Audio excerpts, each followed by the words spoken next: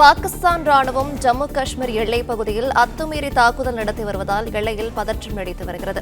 இந்த நிலையில் ஸ்ரீநகரில் வசிக்கும் தமிழகத்தைச் சேர்ந்த சுபாஷ் குப்புசாமி இணைந்திருக்கிறார். அங்குள்ள சூழல் என்ன, அங்கு வசிக்கும் தமிழர்கள் நிலை என்ன என்பது குறித்து அவரிடம் கேட்கலாம்.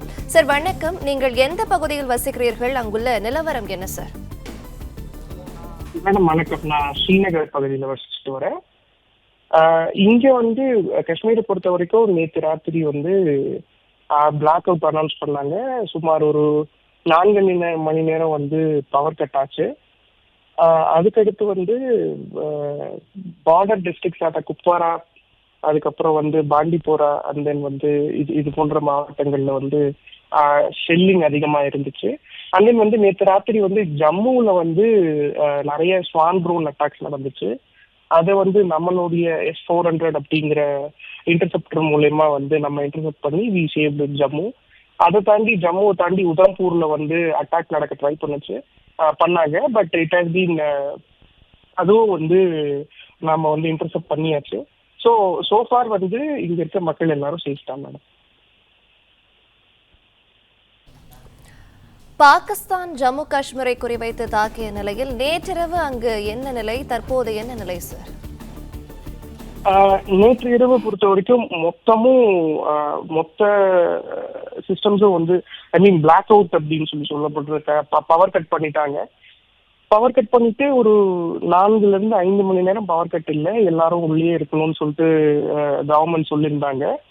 அந்த 4 to 5 மணி நேரம் பதட்டமான நிலை நீடிச்சிச்சு. அதுக்கப்புறம் இரவு ஒரு மணி 12 மணி போல பவர் வந்துச்சு. அதுக்கப்புறம் எந்த ஒரு பிரச்சனையும் காஷ்மீர்ல இல்லை மேடம்.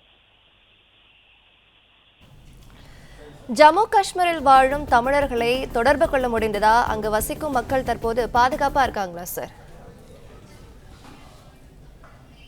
அதுக்கப்புறம் அதிகாரிகள், அதுக்கப்புறம் மருத்துவர்கள் அனைவரிடமும் நான் தொடர்புல தான் இருக்கேன்.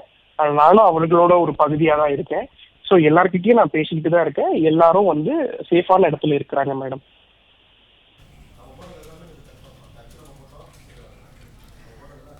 தமிழகத்தை சேர்ந்த மாணவர்கள் 41 பேர் தமிழகம் திரும்ப நடவடிக்கை எடுக்கப்படும் என தமிழக அரசு தெரிவித்துள்ள நிலையில் அவர்களை தற்போது தொடர்பு கொள்ள முடிந்ததா சார்? தொடர்பு கொள்ள முடிஞ்சுன்னா தொடர்புல தான் நான் இருக்கேன்.